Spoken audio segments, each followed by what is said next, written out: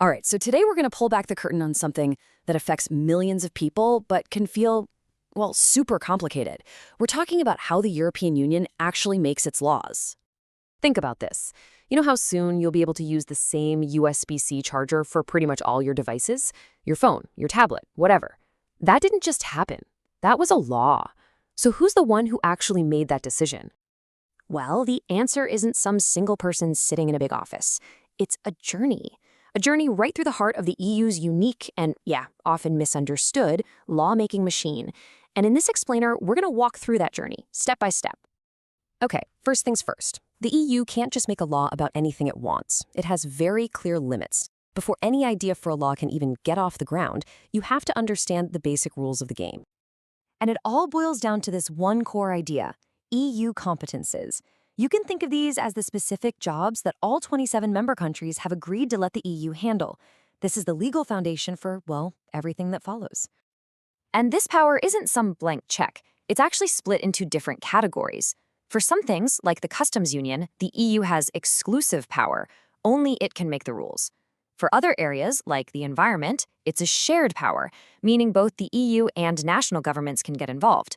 And then for stuff like tourism, the EU's role is mostly supporting, helping to coordinate what individual countries are already doing.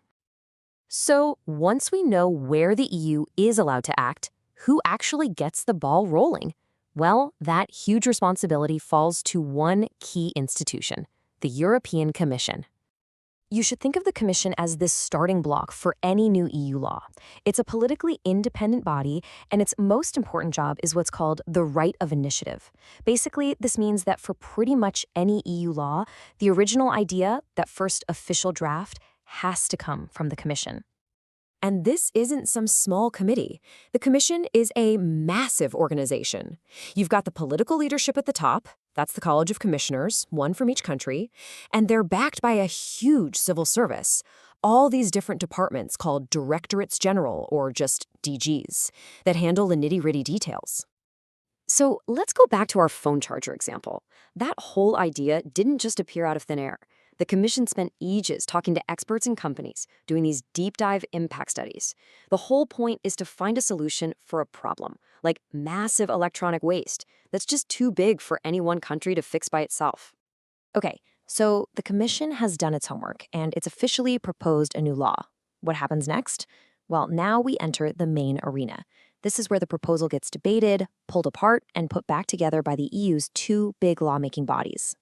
For most EU laws, the whole thing follows a path called the ordinary legislative procedure.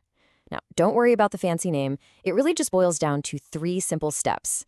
The Commission proposes a law, then the Parliament and the Council debate and change it, and finally, for it to become law, they both have to agree on the exact same final version. So who are these two players? Well, on one side, you've got the European Parliament. You can think of it as the voice of the people, since we citizens directly elect its members. Then, on the other side, you have the Council of the EU, the voice of the nations. Now, don't get this confused with the European Council, where all the presidents and prime ministers hang out. No, this council is made up of government ministers from all 27 member states. This two-part system makes sure that every law gets looked at from both the citizens' point of view and the national government's point of view. And getting them to agree is, hard work.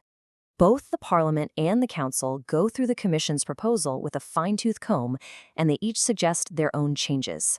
The key thing is, for a law to pass, they have to land on the exact same text, right down to the last comma. So where does all that intense negotiation happen? A lot of the real horse trading goes down in these informal, behind-the-scenes meetings that have a very particular name: trilogues. This is where small teams from the Parliament, the Council, and the Commission all get in a room to hammer out the final compromises. But, and this is a big but, this whole system has its critics. Sure, it's efficient. It lets negotiators find a deal without all the public drama. But that speed comes at a price. A lot of people argue that the whole process is way too secretive. It makes it almost impossible for regular citizens to see how these big decisions actually get made. It really highlights this constant tug-of-war in Brussels between getting things done and being open about how you do it. Okay, so after all that back and forth, a law is finally agreed on. But the story's not quite over yet. You still need a referee to make sure that everybody actually plays by the new rules. And that referee is the Court of Justice of the European Union, or the CJEU. Its entire job is to make sure that an EU law is understood and used in the exact same way in every single member country. They are the ultimate authority on what EU law means.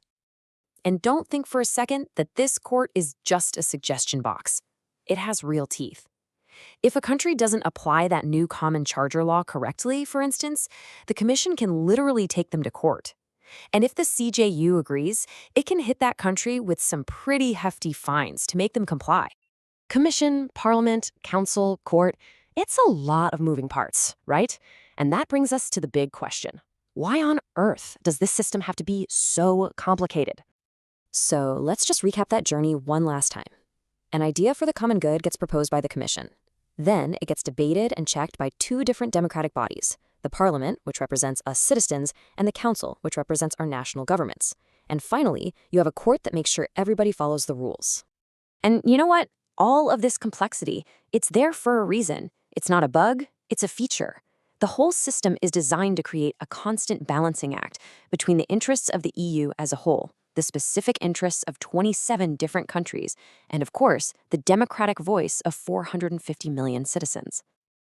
So that leaves us with one final thought to chew on. You have this massive machine, 27 nations, thousands of officials, endless debates. So what is it? Is this complex system a brilliant model for how countries can work together in the modern world? Or is it just a recipe for total and utter gridlock? Honestly, that's the question right at the very heart of the entire European project.